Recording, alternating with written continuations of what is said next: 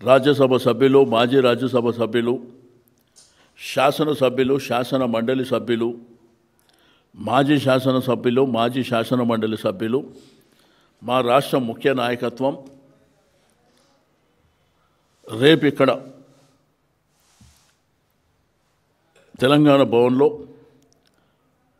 కేటీఆర్ గారు, హరీష్ రావు గారు అందరం కలిసి దీని మీద చాలా సీరియస్గా చర్చ చేయబోతున్నాం.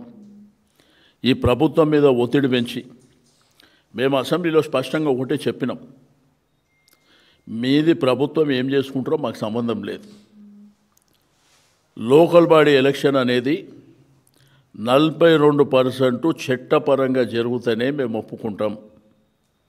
ఎట్టి పరిస్థితుల్లో ఒప్పుకునే సమస్య లేదు. మీరు ఏమి చేసుకుంటారో మాకు సంబంధం లేదు. అది అసెంబ్లీలో చెప్పినాం.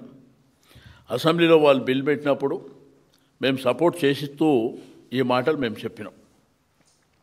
దానికి మేము కట్టుబడి ఉండడమే కాకుండా రేపు భవిష్యత్తులో పెద్ద ఎత్తున ఉద్యమం చేయబోతున్నాం జిల్లాల వారీగా. దీంట్లో బీసీ సంఘాలను కూడా కలుపుకొని ఆర్ కృష్ణయ్య లాంటి మేధావులని, జాజుల శ్రీనివాస్ గౌడ్ గారు కానివ్వండి, జస్టిస్ ఈశ్వరయ్య గారు కానివ్వండి, మాజీ ఐఏఎస్ చిరంజీవులు గారు, ఇంకా ఎవరెవరు పెద్ద మేధావులు ఉన్నారో మా దాంట్లో బాగా చదువుకున్న వాళ్ళ సంఖ్య, అడ్వకేట్లు కానివ్వండి, ఇంటలెక్చర్స్ కానివ్వండి, యువతరాన్ని కానివ్వండి, యూనివర్సిటీలో కాలేజీలు అందరిని కూడా ఏకతాటిపై తీసుకొచ్చి అందరం కలివిడిగా పోరాటం చేసి ఇది సాధించుకుంటాం. ప్రభుత్వం మీద ఎంత భారీ ఎత్తున ఒత్తిడి పెట్టాలో మొన్న బంధకాల్లో చూసారు డెఫినెట్గా. ఎందుకంటే 75 సంవత్సరాల తర్వాత కూడా మా హక్కులు మాకు రాకపోతే ఇంకా బిచ్చమెత్తుకోవాలన్నా మీ దగ్గర? మీ మోసపూరితమైనటువంటి వాగ్దానాలు 2018లో పంచాయతీరాజ్ చట్టం తెచ్చి కేసీఆర్ గారు మోసం చేసిరని చెప్పిండు ఆయన, ముఖ్యమంత్రి గారు. ఇప్పుడు నువ్వు ఏం చేస్తున్నావు చెప్పు.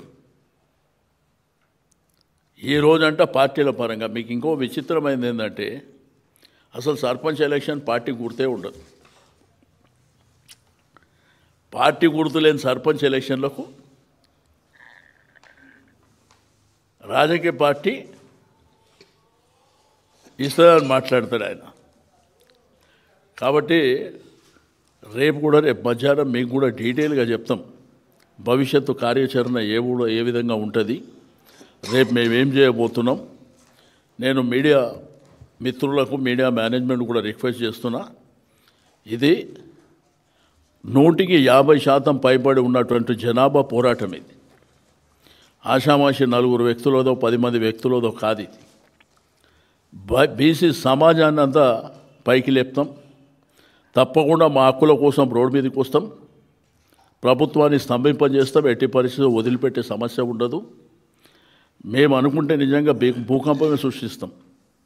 ఎందుకంటే అంత జనాభా ఉంది. రెండోది ఎస్సీ, ఎస్టీ, మైనారిటీలను కూడా మాతో పాటు కలుపుకొని పోరాటానికి నాంది పలకబోతున్నాం. తస్మత్ జాగ్రత్త అని ప్రభుత్వానికి హెచ్చరిక చేస్తున్నాం. మీ డ్రామాలు అమాయకమైనటువంటి ప్రజలు ఇన్నేళ్ళ నుంచి నడిపించారు. ప్రతిసారి ఎలక్షన్లు వచ్చినప్పుడు ఈ డ్రామాలన్నీ చేసుకుంటూ ఒకటంట ఇది చట్టపరంగా చెల్లదు అని మేము డే 1 నుంచి చెప్తున్నాం. ఎందుకంటే అనేకమైనటువంటి రాష్ట్రాలలో ఇష్యూ వచ్చి హైకోర్టులు, సుప్రీంకోర్టు దగ్గర పోయి కొట్టేసి ఇవన్నీ మేము చెప్పినాం. అది 9th షెడ్యూల్లో పెడితే తప్ప చట్టం అయితే తప్ప మీరు ఏం చేసినా జరగదనేది మేము చాలా చెప్తే, మాకు 125 సంవత్సరాల చరిత్ర ఉన్నది, మేము చేస్తాం అది ఇది అని చెప్పి ఈరోజు మోసం చేసేటువంటి కార్యక్రమానికి మీరు తెరలేపారు. రెండోది ఏంటంటే చట్టపరంగా జరిగిందేమో ఏదో చేసినట్టు డ్రామాలు నటించి ఇప్పటిదాకా నడిపించారు.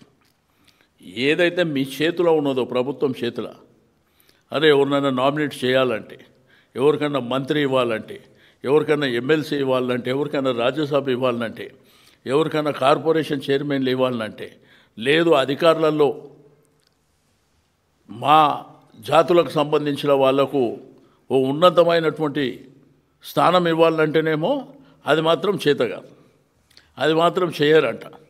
అది అలా చేతులు ఉంది, అది చేయరు. దీనికి మాత్రం మోసానికి పెద్ద తెర లేపారు. దీంతోపాటు 29వ తేదీన దీక్ష దివాస్, అంటే తెలంగాణ రాష్ట్రం సాధించడానికి ప్రధానమైనటువంటి కారణం దీక్ష దివాస్. ఆ అమరణ నిరాహార దీక్షతోనే తెలంగాణ రాష్ట్రం సిద్ధించిందనేది అందరికీ తెలిసినటువంటిదే ఈ దేశానికి, రాష్ట్రానికి. కాబట్టి 29 తారీఖు నాడు భారీ ఎత్తున ఇక్కడనే రాష్ట్ర కార్యాలయంలో ఉంటుంది. ఇక రేపు మొత్తం చర్చలు జరుగుతాయి. ఇప్పుడు ఇన్ డీటెయిల్గా శ్రవణన్న, మా శాసన మండలి సభ్యులు శ్రవణన్న చెప్తాడు.